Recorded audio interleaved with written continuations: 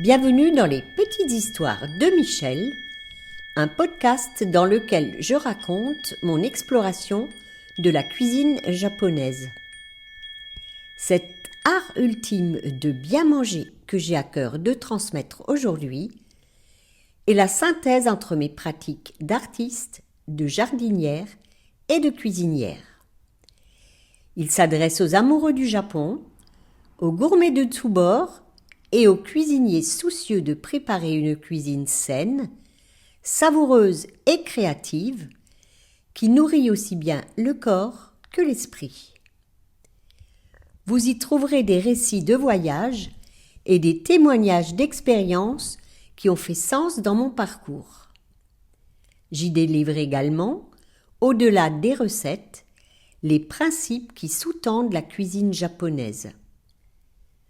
Nous ferons des visites dans le jardin, source d'émerveillement et d'abondance, et nous prêterons l'oreille à des personnes qui ont contribué à enrichir mon parcours dans l'oasis nippone que je me suis créée. Belle écoute à vous!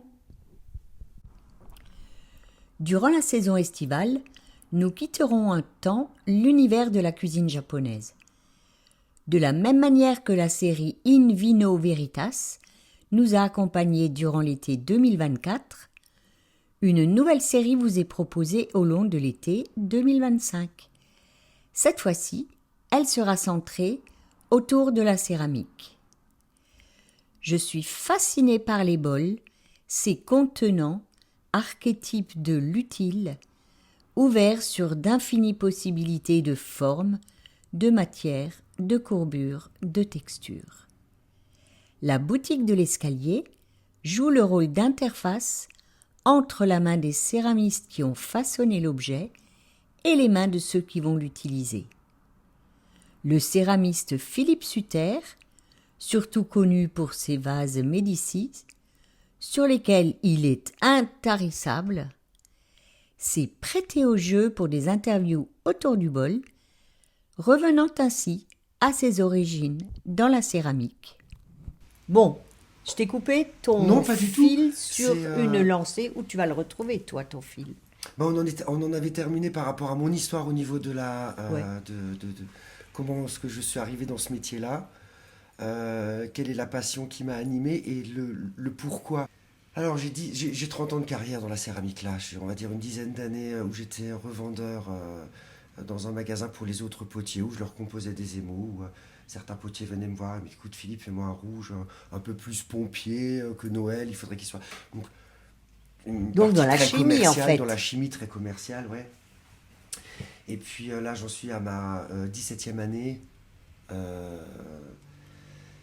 17e année où je suis installé à mon compte et je sais toujours pas réellement pourquoi je suis tombé dans ce métier. Mais ce que je ressens, c'est que tu es autant dans la manufacture, c'est-à-dire le pouvoir des mains, de l'intention pour créer la forme, mais tu es aussi dans la chimie, ce qui pour moi est totalement... tu sais, ma chimie, je suis complètement extérieure à ce niveau-là. Oui. J'ai aucune notion. Ce qui m'intéresse le plus, en fait, c'est d'abord la forme.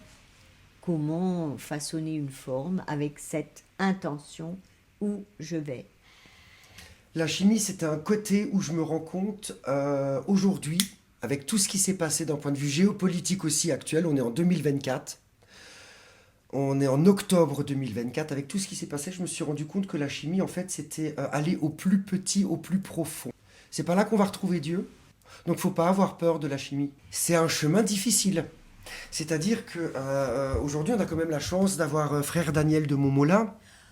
Oh, c'est le premier que j'ai lu. Mm-hmm. Et Pierres habitées. Tu te rappelles de cet ouvrage de poésie? Ouais. Il y a tout qui est déjà dedans. Ça, c'est un des premiers ouvrages que m'a fait lire Louis Bucher. Il m'a dit, tiens, si tu as des livres à t'acheter, prends celui de Daniel de Montmollin. Alors, j'ai lu Pierres habitées, sans être habité par la pierre. Après, j'ai lu La pratique des émaux à 1300 degrés. Et c'est un livre où il a un ensemble de diagrammes de phases, il en a une vingtaine, il a jeté les bases de la céramique contemporaine, c'est-à-dire se rapprocher du plus petit pour que justement des personnes puissent faire après des recherches et dire tiens, moi je vais dans les cendres, je vais vers les cuissons bois, je vais vers les cuissons électriques, je vais vers les cuissons gaz parce que je veux faire de la réduction, je veux. Et il a permis tous les je veux à qui voulait bien l'étudier.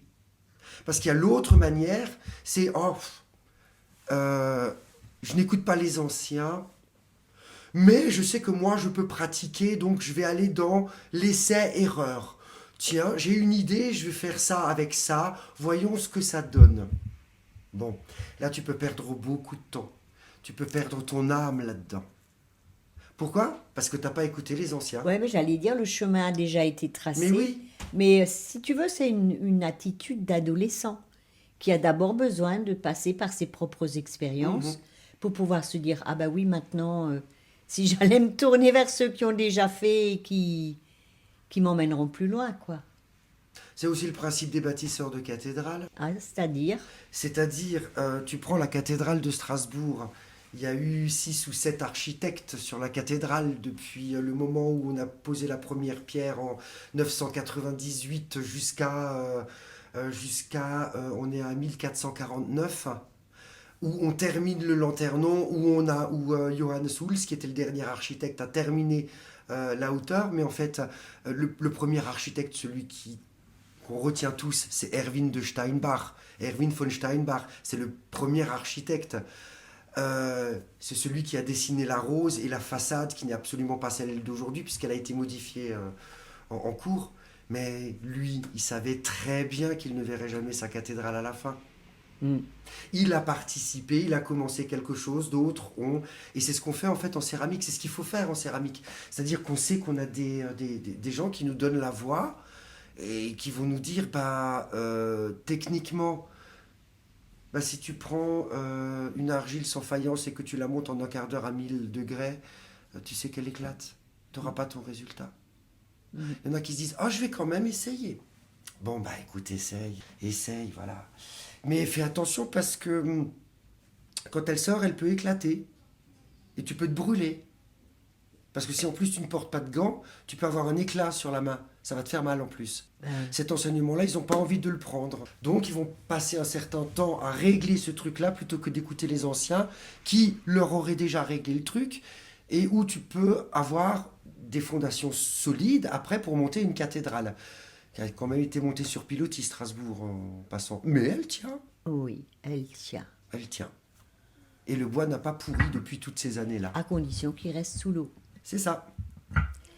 Et c'est le sismographe de Strasbourg qui a repéré des mouvements. Oui. Avant qu'elle ne s'effondre. Au niveau du narthex, tout à fait, ouais. Ouais. Un nouvel épisode des Petites Histoires de Michel vous attend tous les mardis. Pensez à vous abonner à ma newsletter pour continuer de voyager au Japon avec moi.